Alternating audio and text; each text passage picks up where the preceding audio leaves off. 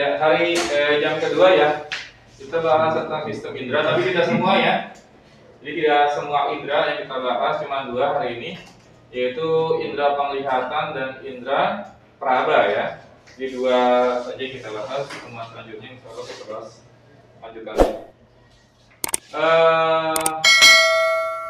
Sistem indera ini berkaitan dengan sistem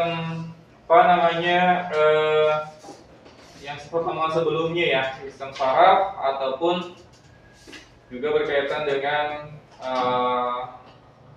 rangsangan kemarin gitu ya. Dia terlibat dalam proses awal gitu ya. Jadi bisa menangkap rangsangan, itu kan ada reseptor gitu ya. Nah, reseptor siapa dalam hal ini adalah panca indera gitu. Rangsangan dalam bentuk cahaya kah, rangsangan dalam bentuk panas, suhu ya, kemudian rangsangan dalam bentuk tekanan atau sentuhan, itu ditangkap oleh panca indera. Atau zat kimia juga sama ya, ditangkapnya oleh reseptor, dalam hal ini adalah panca indera. Nah, reseptor ini gitu ya, ini dibedakan berdasarkan jenis rangsangannya ya. Jadi reseptor itu dibedakan berdasarkan jenis rangsangannya.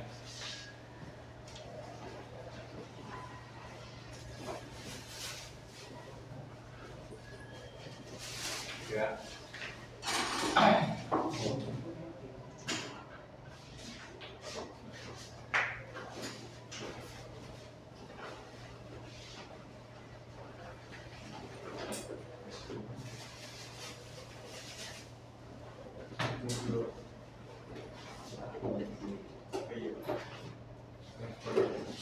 Ada reseptor yang disebut namanya kemoreseptor ya. Kemoreseptor. Jadi reseptornya itu dalam bentuk kimia ya. Apa dalam hal ini? Yaitu lidah dan juga hidung.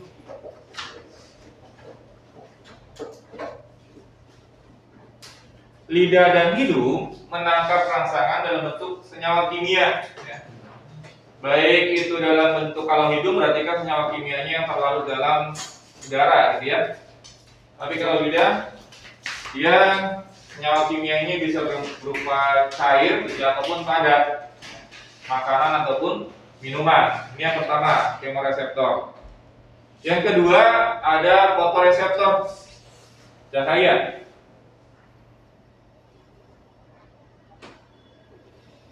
Dalam hal ini adalah mata ya. Mata dia menangkap rangsangan dalam bentuk cahaya. Kemudian yang ketiga ada audio ya, suara.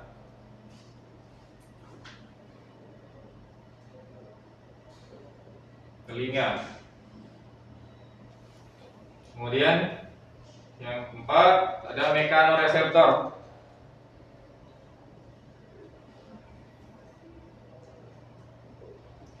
Mekanoreseptor ini mekanis ya, berupa rangsangan fisik, tekanan, sentuhan ataupun getaran.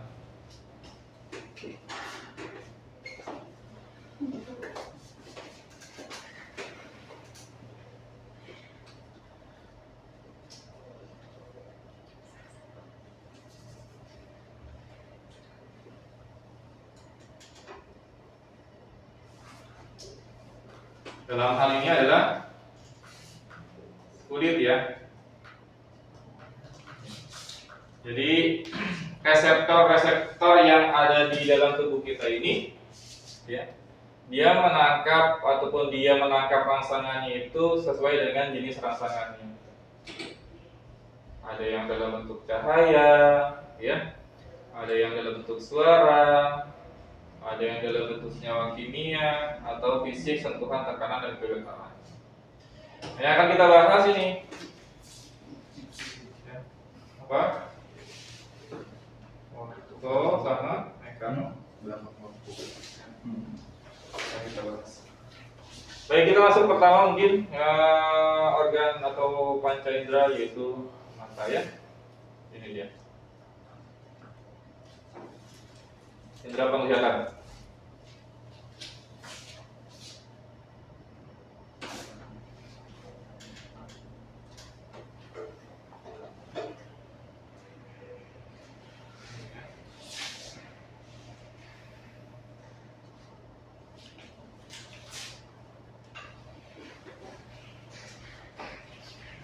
mata dia peka terhadap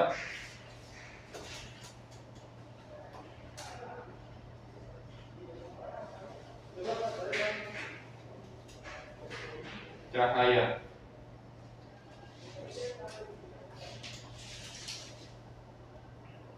Atau fotoreseptor.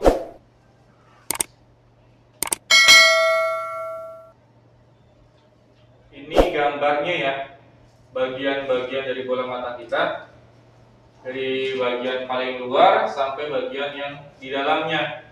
Kalian bisa lihat di sini ya, yang paling luar ada, kalau bicara lapisan ini ya, ada lapisan sklera, ya, kemudian lapisan koloid sama lapisan retina. Di lapisan sklera itu ya bisa kita temukan bagian kornea nanti. Kornea dia punya selaput namanya selaput konjungtiva, nanti kita lihat bagian-bagian. Kemudian ke dalam lagi, ya, ke dalam lagi di sini ada cairan namanya aqueous humor. Dalam lagi, ya, ini ada iris, ya, iris itu nanti yang beri warna pada mata. Kemudian ada badan bersilia ini, ya, badan bersilia ini untuk mengatur tebal tipisnya lensa mata kita. Nanti kaitannya dengan gangguan atau kelainan pada mata ketika lensanya terlalu tebal atau terlalu tipis. Kemudian ada juga bagian pupil dalam lagi ya. Bagian pupil nih, pupil itu celahnya, tempat masuknya cahaya itu melalui lubang pupil. Nah, lubang pupil ini bisa membesar, bisa mengecil, tergantung kontraksi dari irisnya. Ya, irisnya itu bisa menyebabkan pupilnya itu melebar atau pupilnya dia mengecil, bergantung terhadap iris ini. Ke dalam lagi ada vitreous humor, nanti juga berkaitan dengan apa namanya rangsangan ya, berjalannya rangsangan. Kemudian ada bagian fovea visual ya, maksudnya menghasilkan bayangan situ. Kemudian ada bintik buta. Nah, bintik buta ini daerah di mana bagian mata kita tidak bisa menangkap cahaya ya, tidak bisa menangkap bayangan. Setiap orang punya bintik buta ya. Kemudian ada saraf optiknya. Ini kalau kerusakan pada saraf optik berarti bisa total ya, karena yang rusak adalah saraf. Kemudian pembuluh darahnya. Nah, ini bagian-bagian dari mata kita ya. Sekarang kita masuk ke bagian-bagiannya satu persatu. Oke. Yang pertama, bagian kornea ya.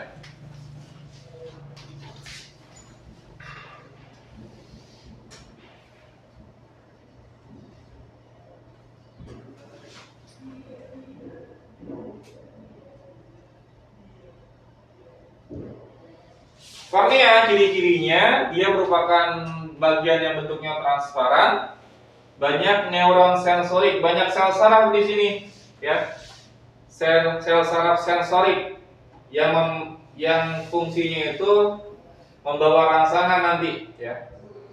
Tak ada pembuluh darah, jadi kalau bagian ini terluka, tidak akan menyebabkan keluarnya darah, ya.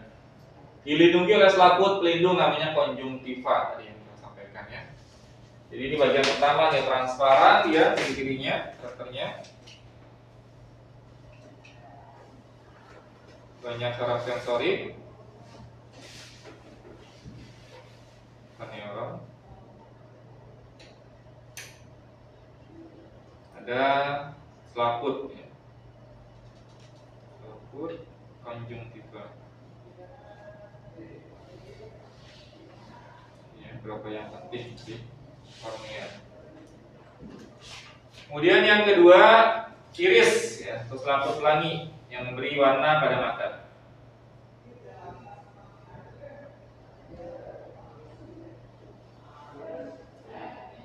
Kalau kebanyakan orang Asia dia gelap warna irisnya, hitam ataupun coklat, tapi kalau orang-orang Eropa ada yang warnanya biru ya. Kemudian ada juga yang warnanya apa? Merah. Ada merah ya? Ada merah? Ada nggak? Mata saringan. Saking mana? Kayaknya merah nggak ada ya. Hijau ada ya, biru hijau ada. Kalau merah Mungkin sebelum saringan gitu ya. Operasi dia.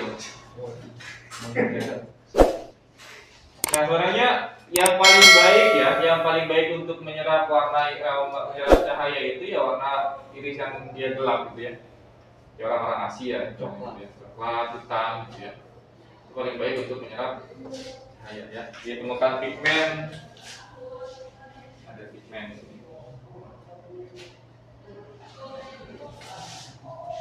Kemudian ada otot lingkarnya. Ah, ini otot lingkar ini ya.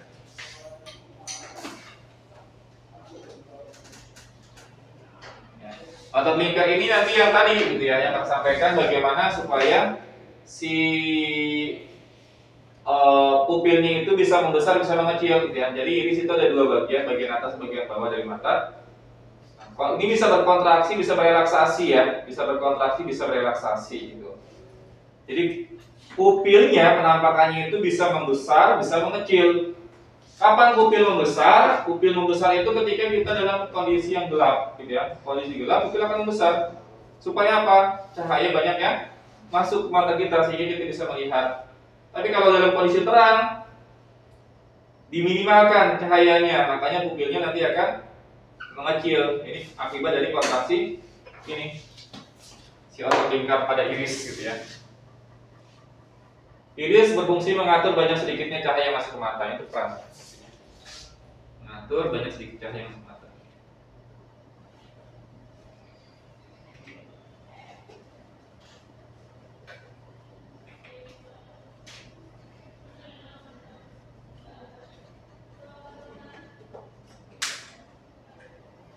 Oke ya, yang kedua. Yang ketiga pupil. Nah, pupil hanya celah saja ya. Pupil itu celah yang dibentuk oleh otot iris, celahnya nih, ya. Lubangnya ini celahnya nih, ini yang iris ya, celahnya ini namanya pupil gitu ya. Celah atau lubang dibentuk oleh otot lingkar iris, pupil berwarna hitam karena menyerap cahaya. Celahnya.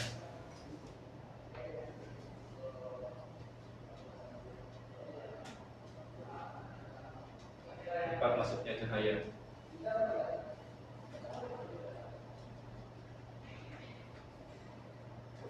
Oke, ya. Kemudian ada juga lensa mata. Lensa mata.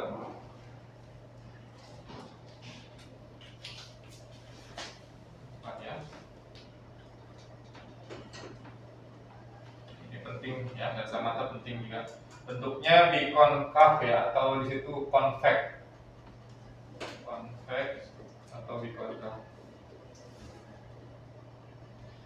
Oke, si lensa mata ini punya fungsi ya.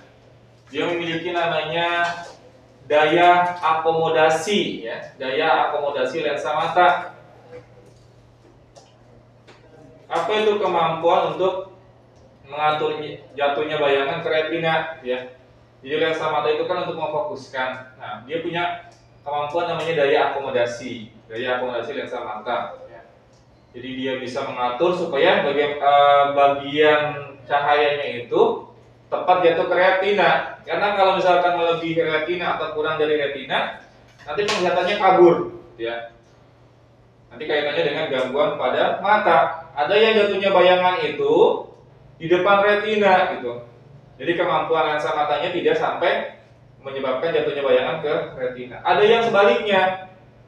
Kemampuan lensa matanya itu malah melebihi jatuhnya bayangan di belakang retina, gitu ya. Hiper dia, kelebihan ya.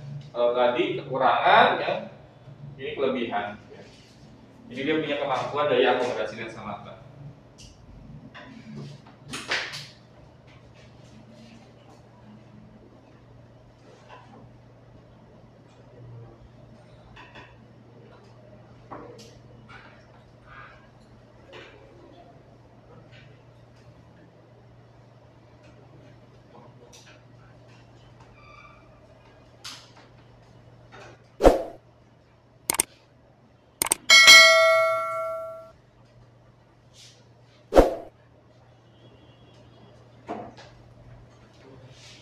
kemampuan daya akomodasi lensa mata bisa berkurang tergantung usia, gitu ya.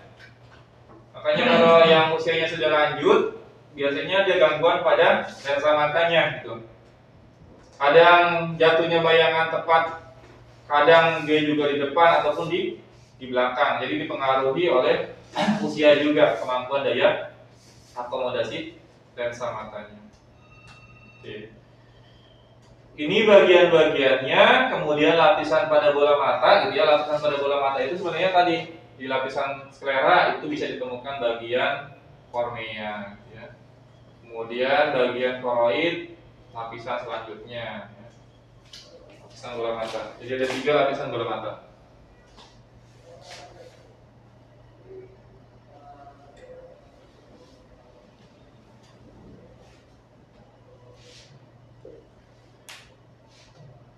Pertama namanya tunica fibrosa.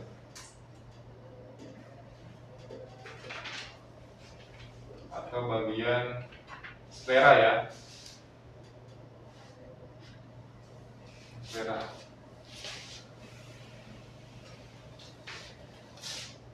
Kemudian yang kedua tunica vasculosa. Ini bagian koroid.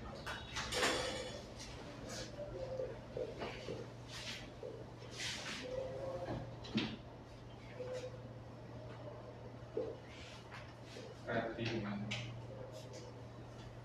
Ya. Nah, retina ini bagian yang sangat sensitif nih. Bagian yang sangat sensitif dari bola mata kita, ya. Ada namanya bintik kuning dan bintik buta.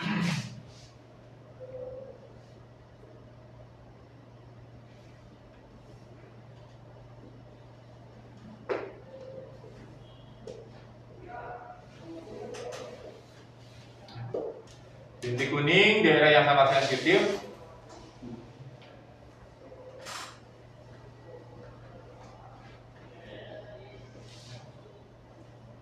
Kalau bintik buta ya tidak dapat menerima rangsangan cahaya.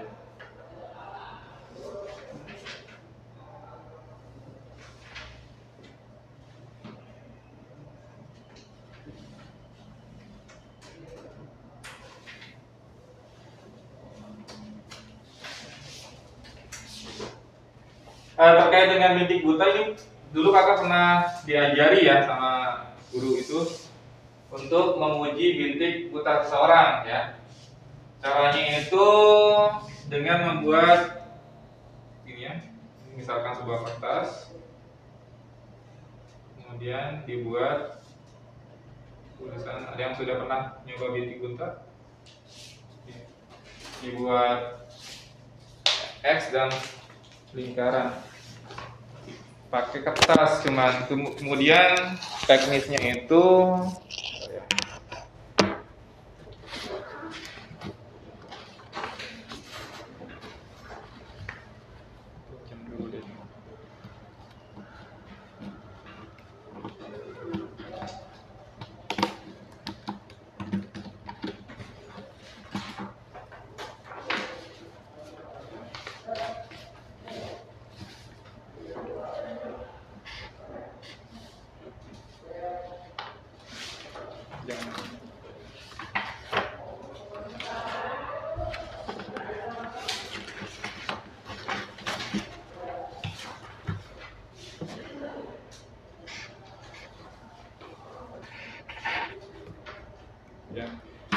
Ini kertas ini gitu ya.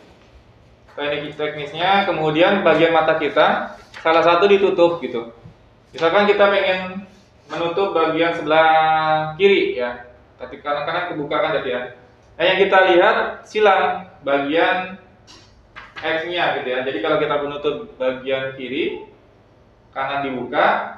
Nah, posisinya ini kita majukan atau kita mundurkan. Nanti di mana lingkarannya ini itu tidak terlihat, hilang gitu.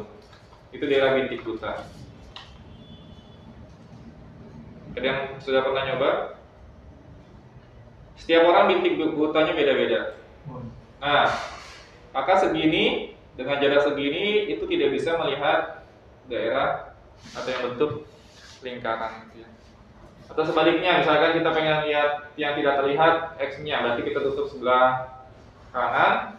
Lihatnya jangan yang X, tapi lihatnya yang O, nanti X-nya akan hilang.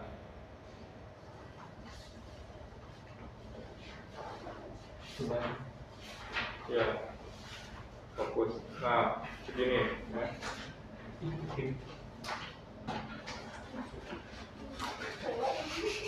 Bisa dicoba ya. Itu aneh tapi nyata gitu. Akan tadinya juga nggak percaya gitu. Ternyata pas oh iya benar ya, ternyata bisa gitu mengetahui bagaimana bintik buta pada seseorang. Gak usah gede-gede. Ya. Tapi tadi gitu ya. Niatnya silang. Kalau tutup sebelah kanan, berarti niatnya ke yang sini gitu ya. Kalau ngetutupnya sebelah kiri, berarti niatnya sebelah kiri. Coba saja, nanti akan hilang dengan sendirinya. Enggak ada akibatnya sih. Jadi kalau misalkan kayak gitu maksudnya tadi jadi siwer gitu. Ingin membuktikan doang bahwa di retina itu memang ada bagian bintik buta tadi gitu. Enggak ya. Baik, kita lanjut. Ini kaitannya dengan bagian retina ya. Nah, bagian retina itu ada dua sel ya. Ada sel batang sama sel kerucut di bagian retina tuh. Bintik kuning nih. Ya. Ada sel batang dan sel kerucut. Sel batang ini apakah terhadap cahaya? Sel kerucut lebih ke arah warna gitu ya. Maksudnya apa? Kalau seseorang mengalami gangguan atau kerusakan pada sel batangnya, biasanya dia tidak akan bisa melihat. Oke, ya. Tapi kalau seseorang, maksudnya dia cahaya gitu, maksudnya ketika sudah malam nih, dia rabun. Kalau sel batangnya ada gangguan. Tapi kalau sel kerucut, ini yang menyebabkan seorang buta warna. Ya. Jadi kalau ada gangguan pada pembentukan sel kerucutnya ataupun pigmen sel kerucutnya itu ada terganggu, dia akan menyebabkan penyakit buta warna. Sifatnya genetis kalau ini sel kerucut. Ya. Dari orang tua kepada anaknya, dia genetis. Ya. Kalau laki-laki nih, anak buta warna, dia dapat gen buta warna dari ibunya. Ibunya pembawa atau buta warna. Pasti anak laki-lakinya akan mengalami penderita buta warna. Tapi kalau anak perempuan, dia anak perempuan buta warna itu harus dua orang tuanya. Ayahnya buta warna, ibunya buta warna atau pembawa. Baru anak perempuannya akan mengalami buta warna. Jadi peluang yang paling besar kena buta warna adalah anak laki-laki, gitu ya. Karena cukup ibunya saja, nanti dia bisa kena penyakit buta warna. Buta warna pun ada dua kan? Ada buta warna total, ada buta warna sebagian, gitu ya. Kalau sebagian warna-warna yang hampir saru lah ya, biru, hijau, berdekatan itu dia susah membedakan gitu. Tapi kalau yang total ya dia hanya bisa melihat warna hitam dan warna putih. Sudah pernah tes buta warna? Gampang kan? Ya. Cuma disuruh melihat angka berapa gitu kan, kemudian jalan gitu. Ini cek mata. Oh, pas ngecek mata juga ada tes buta warnanya? Enggak, yang buat meme itu kan angka 1 2 ABC. Itu yang buletan warna terus warnanya buletan. Angkanya bisa 7 terus. Angka 7. Jadi warnanya itu lingkaran bentuk angka atau huruf gitu. Atau jalan, suruh nyari jalan gitu. Ya. Cari di Google bisa gitu. Biasanya kalau eksak kan gitu kan, eksak itu ada tes buta warna tuh. Oh iya. Kalau dia buta warna, repot nanti kan. Lagi praktikum kimia suruh campur warna merah, yang dia campur. Kan suruh fisika suruh motong kabel warna biru, warna hijau. Repot gitu ya. Kadang gitu ya, ada orang yang gagal tes ternyata dia kena buta warna. Baik itu ya, terkait dengan ini ya. Kayak inilah misalkan antara kaitannya dengan sel batang sel kerucut. Kalau lampu kita matikan gitu ya, itu yang berperan adalah sel batang. Dalam kondisi gelap itu yang berperan sel batang. Kita nggak bisa membedakan warna. Tapi kalau dalam kondisi terang, yang berperan adalah sel kerucut. Sel batang justru diurai dia. Sel batang itu justru diurai. Makanya ketika kita berpindah dari kondisi terang ke gelap, apa yang terjadi? Buta ya? Benar nggak? Kita berpindah dari tempat terang ke tempat gelap, buta sementara kan? Kenapa? Iya, karena ini sel batangnya belum dibentuk. Jadi ketika kondisi terang ini sel batang diurai. Nanti ketika kita berpindah ke kondisi gelap, itu dibentuk lagi. Cuma butuh proses gitu. Makanya kita buta sejenak gitu, kemudian nanti akan bisa melihat lagi. Itu fenomena yang bisa kita rasakan kaitannya dengan sel batang ataupun sel kerucut gitu. Jadi kalau dalam kondisi terang yang berperan sel kerucut, kita bisa bedakan warna biru, merah, dan sebagainya. Tapi kalau kondisi gelap nggak bisa kita bedakan warna. Karena yang berperan bukan sel kerucut, tapi sel batangnya. Yaitu peran sel kerucut sama sel batang yang bisa kita temukan di bagian bintik kuning dari retina. Lanjut. Nah ini gambaran ya, gambaran bagaimana sel batang sama sel kerucut ya. Kalau sel batang sama sel kerucut sebenarnya bagian kepalanya nih. Bentuk yang seperti ini disebutnya sel batang. Yang bentuk kepalanya seperti kerucut disebutnya sel kerucut. Cahaya harus melewati beberapa lapisan sel yang relatif transparan sebelum mencapai sel batang dan sel kerucut. Fotoreseptor ini berkomunikasi dengan sel-sel ganglion melalui sel bipolar. Pengolahan informasi visual dimulai di retina itu sendiri, akson sel batang dan sel kerucut bersinapsis dengan neuron yang disebut sel bipolar, selanjutnya bersinapsis dengan sel ganglion sampai akhirnya nanti dikirim ke bagian saraf optik dari mata kita. Nah, ini mekanismenya nih ya, gambaran bagaimana kita bisa melihat sebuah objek atau benda yang ada di depan kita. Pertama ada cahaya, jadi kita bisa melihat itu karena ada cahaya, gitu ya. Tidak dapat pantulan dari cahaya. Cahaya masuk melewati kornea, kemudian aqueous humor melewati celah pupil ya, tadi celahnya nih. Kemudian ditangkap oleh lensa mata. Ya, lensa mata nanti tujuannya tadi untuk memfokuskan bayangan ke retina. Sebelumnya melewati vitreous humor, kemudian retina, saraf optik ini penting. Kalau ada kerusakan pada saraf optiknya, biasanya akan mengalami gangguan pada penglihatannya. Kemudian dihasilkanlah persepsi visual ataupun objek yang kita lihat, ya. Nah ini urutan jalannya rangsangan dari luar sampai ke dalam. Oke, itu. Kemudian, nah ini gangguan kelainan ya, atau gangguan atau kelainan ya. Ada miopi.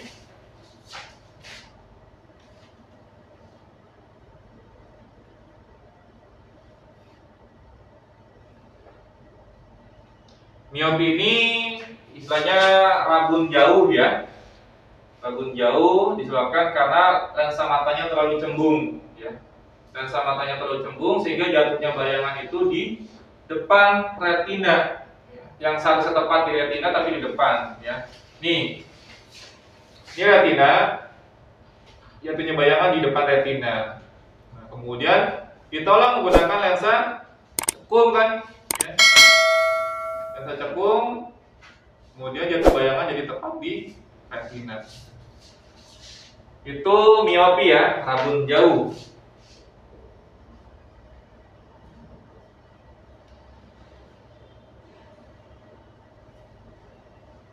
Terlalu cembung ya.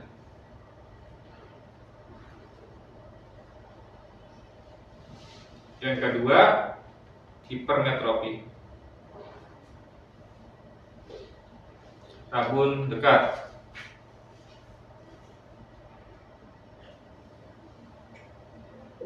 Lensa matanya terlalu cekung.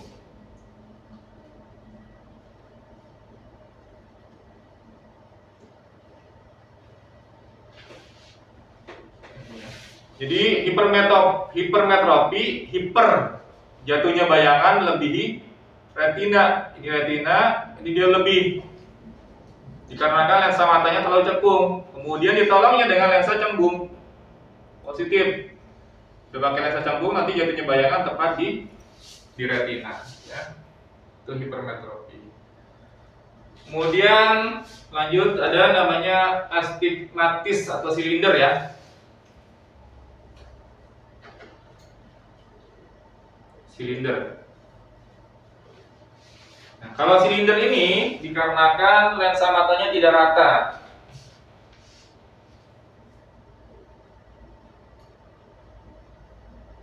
Di sini ada yang penyakit silinder?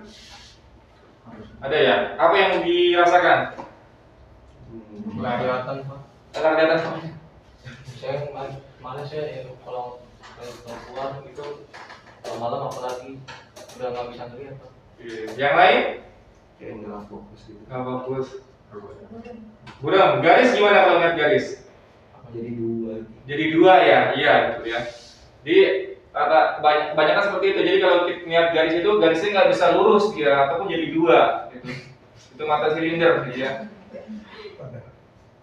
Itu tadi disebabkan karena lensa matanya yang tidak rata. Ya. Kita namanya dengan lensa silinder.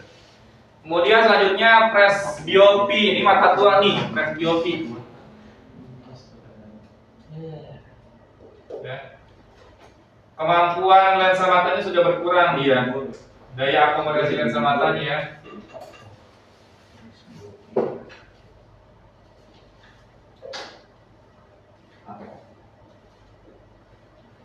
Jadi berkurang kemampuan daya akomodasi lensa matanya. Jadi kalau si penderitanya ini tolongnya menggunakan dua lensa positif dan lensa negatif, plus minus gitu. Jadi kacamatanya itu ada dua lensa, bagian atas dan bagian bawah, gitu ya. Biasanya dialami oleh orang-orang yang sudah usia lanjut. Terakhir di sini ada katarak. Ya. Kalau katarak ini adanya endapan putih di bagian korneanya yang menutupi pandangan dia gitu. Biasanya penderitanya ini ditolong dengan operasi katarak. Baik, ini gangguan pada mata ya kelainannya. Oke, selesai untuk pembahasan tentang sistem atau indera penglihatan. Kita lanjut ke indera selanjutnya. Indera peraba.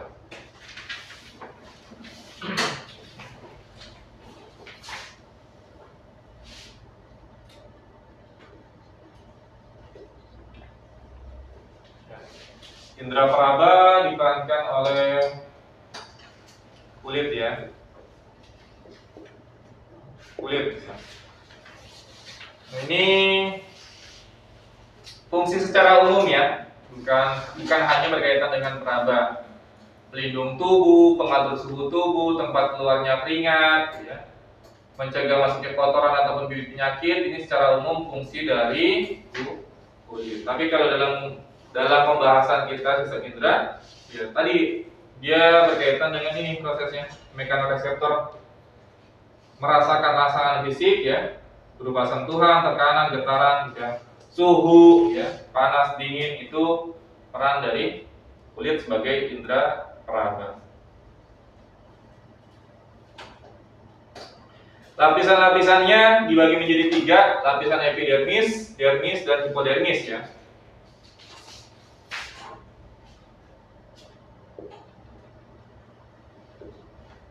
Epidermis, dermis, hipodermis. Oke ya. Saraf banyak di sini nih, ya, di lapisan dermis saraf nih. Saraf. Kalau di sini jaringan lemak.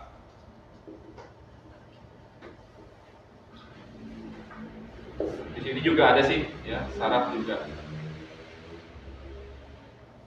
Yang paling banyak saraf ditemukan di lapisan dermis, ya. Untuk merasakan panas, dingin, sentuhan, getaran itu di bagian dermis.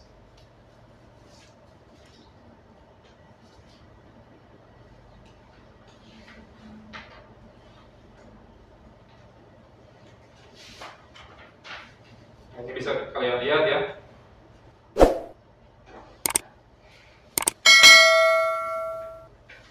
untuk membantu mengingatnya gini, sarafnya kan ada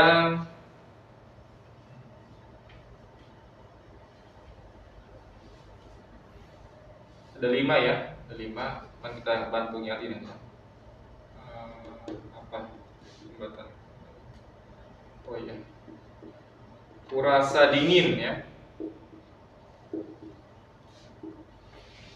Rupanya panas ya. Kurasa dingin rupanya panas.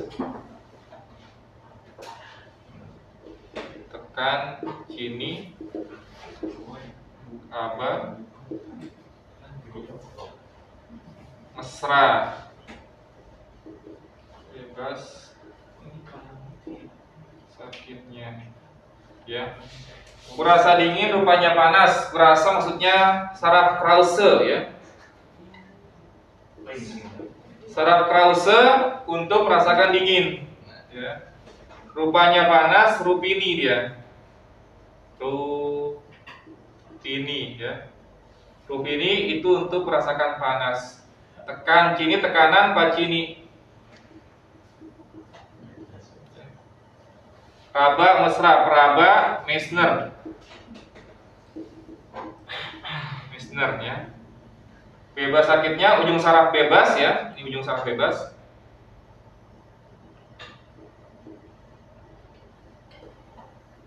Atau Merkel. Itu untuk rasa sakit, rasa nyeri ya. Itu untuk membantu sebenarnya. Ini nih ya. Di sini. Jadi korpus Meissner itu untuk sentuh. Maaf. Korpus Meissner untuk sentuhan, ya. Rupini itu untuk merasakan panas, Krause.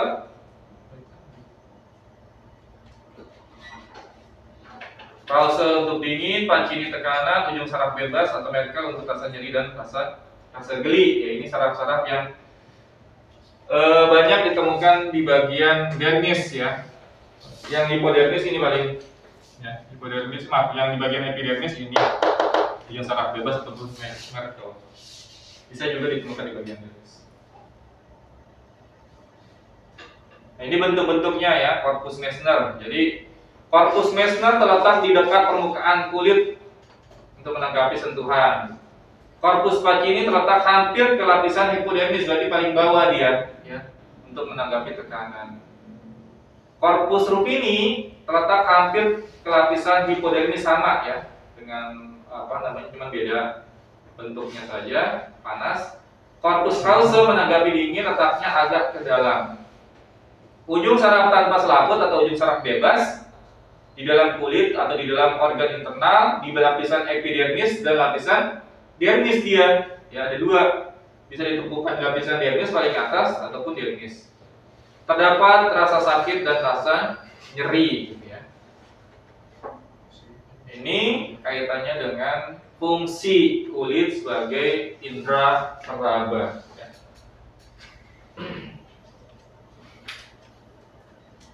Nah, selesai sampai sini materi kita untuk sistem indera. Ada yang sampaikan dulu?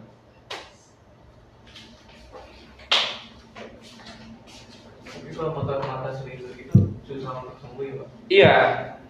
Kalau dia itu kan lebih karena tadi korneanya, ataupun di situ tadi lensa matanya. Ya harus dibantu dengan Operasi. Kalau operasi kan belum tahu ya. Yang lasik itu apa? Kenapa? Saya pernah lihat itu operasi lasik kan. Klasik. Iya. Klasik ya. Cuman kalau kakak yang pernah baca itu, pengobatannya itu untuk gangguan mata ya, secara umum itu terapinya itu baca Quran katanya. Itu ada tuh, dulu kakak sempat baca, jadi itu tulisan sih ya, kayaknya curhat si penderita gitu kan. Dia dulu melihat kelihatannya tergabun, kemudian terapi baca Quran. Dan alhamdulillah dalam beberapa waktu ya, kalau lupa di situ jelaskan, terus dia bisa sembuh gitu. Jadi memang kalau waktu pas kemarin juga pernah terapi ya, terapi anak, sampaikan terapi anak itu katanya faktor yang menyebabkan seseorang itu gangguan penglihatan itu sebenarnya karena apa yang dia lihat katanya gitu. Jadi kalau kata terapisnya bukan karena radiasi sebenarnya, tapi apa yang dia lihat gitu. Kalau yang dia lihat menakutkan, salah satunya itu bisa menyebabkan gangguan pada mata gitu. Tambah juga dengan ya banyak ini sih herbat-herbat yang digunakan kan gitu.